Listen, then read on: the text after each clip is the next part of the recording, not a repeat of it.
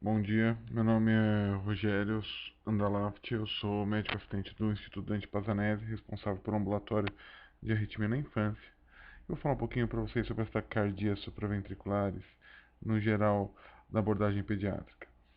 As taquicardias são queixas muito frequentes na infância e podem se manifestar por palpitações ou mesmo pela percepção do pediatra. O diagnóstico não invasivo é imperativo, com eletro de repouso da crise, Holter, teste ergométrico, ou métodos semi-invasivos como a cardioestimulação transesofágica, ou métodos invasivos como o estudo eletrofisiológico, ou mesmo a gente pode lançar a mão da terapia empírica. De forma geral, as taquicardias elas podem ser subdivididas em taquicardias que é estreito ou largo, e as taquicardias que é estreito, que a gente vai abordar agora, elas podem ser de origem supraventriculares ou origens ventriculares. Enquanto as taquicardias que é largo são esses 5 diagnósticos possíveis: TV, supracomerrância, supra com bloqueio de ramo prévio, fibrilação atrial pré-estada ou taquicardia antidrômica. Na abordagem das taquicardias supraventriculares, a gama de diagnóstico é bastante grande. O que podemos encontrar são taquicardias onde o nó AV participa do circuito, como a reentrada nodal ou reentrada AV, ou taquicardias onde não participa do circuito, como a taquicardia atrial, o flutter atrial e a fibrilação atrial. Tudo que nasce acima da bifurcação do RIS é tido como a arritmia supraventricular.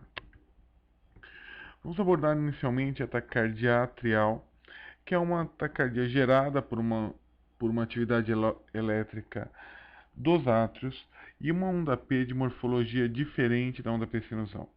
Nessa figura, a gente pode observar em D2 e AVF uma onda P negativa, gerando o complexo QRS. E nessa situação, a P gera o QRS, significa que o intervalo PR é menor que o RP'. A característica dessa taquicardia é uma taquicardia que geralmente na infância ela é difícil de tratar e pode degenerar para taquicardiomiopatia. Neste eletrocardiograma, observamos uma taquicardia gerada por uma onda P com ondas P negativas na parede inferior, positiva em AVR. E a onda P nunca pode ser positiva em AVR. Sempre que ela estiver positiva em AVR, denota um ritmo que nasce de outra localização, que não a localização sinusal. A característica da taquicardia atrial, do ponto de vista eletrocardiográfico e no Holter, é o seu caráter paroxístico. Ela inicia-se subitamente, como a gente pode observar nesse slide, e sai subitamente também. Importante na abordagem da taquicardia atrial é que, como o nó atrioventricular não participa do circuito da arritmia, ele é um espectador da arritmia, eu posso tanto optar por controlar o ritmo dessa arritmia, voltando o paciente ao ritmo sinusal, quanto posso optar por controlar a resposta ventricular, voltando esse paciente com uma frequência cardíaca mais baixa, aumentando o grau de bloqueio. Nessa outra imagem, vocês já podem observar a saída súbita da taquicardia, também é característico da taquicardia atrial. E outra característica importante é que muitas vezes, principalmente no período neonatal, ela pode assumir um caráter incessante.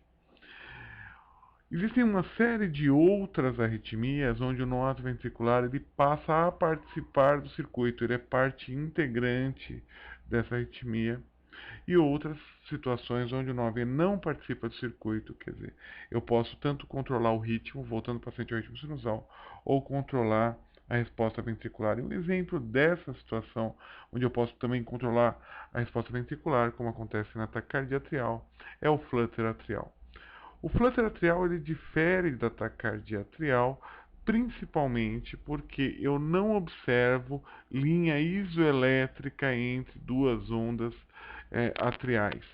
Essas ondas F com característica de serrilhado, é muito importante se visualizar no eletrocardiograma de duas derivações, porque a ausência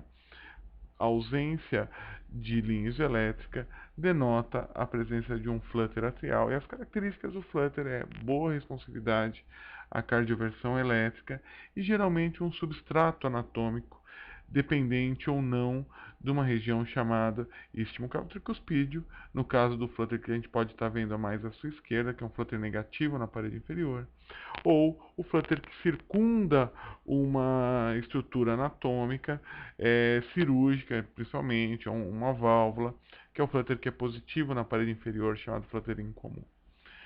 Em pediatria, a gente encontra uma série de localizações para flutters incomuns, lembrando que os flutters incomuns são aqueles positivos na parede inferior, que têm frequências de onda F mais alta. Ela pode ser localizada em qualquer uma dessas regiões, principalmente ao redor de estruturas após a manipulação cirúrgica, como por exemplo um PET interatrial na correção de uma comunicação interatrial. Das arritmias onde o nó AV participa do circuito, são aquelas que eu não posso tentar irregularizar. Quando eu tento irregularizar, eu interrompo a taquicardia. A gente vai destacar duas. Uma por micro reentrada, com participação da junção atrioventricular, que é a taquicardia por reentrada nodal, e uma por macro reentrada, que é a taquicardia por reentrada atrioventricular, que quando vem associado ao PR curto com da delta, a síndrome de prestação, eu chamo de Wolff-Parkinson-White. Esse é o esquema de uma taquicardia por reentrada nodal. A gente observa na figura do meio, onde uma extrasístole, ela alarga o intervalo PR porque ela passa a conduzir somente pela via lenta. Se houver condições, ela vai atingir a parte de baixo do esquema e subir pela via beta ou via rápida, que vai conduzir o estímulo de volta para o átrio com um RP' bastante curto. É importante lembrar que na taquicardia por reentrada nodal, a via rápida é a via beta e a via lenta é a via alfa. A via rápida se recupera lento e a via lenta se recupera rápido. Isso permite a taquicardia.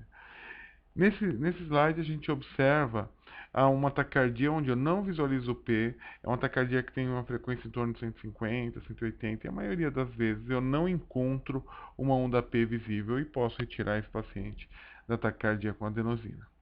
Uma outra forma de taquicardia que a gente pode encontrar são essas taquicardias supraventriculares, regulares, estritamente regulares, que eu habitualmente reverto com manobra vagal, que eu habitualmente posso reverter com o uso da adenosina ou qualquer medicação que regularize que haja no intervalo no ato ventricular, e aí eu posso encontrar também uma macro reentrada. Essa macro reentrada ela é devido a uma via acessória.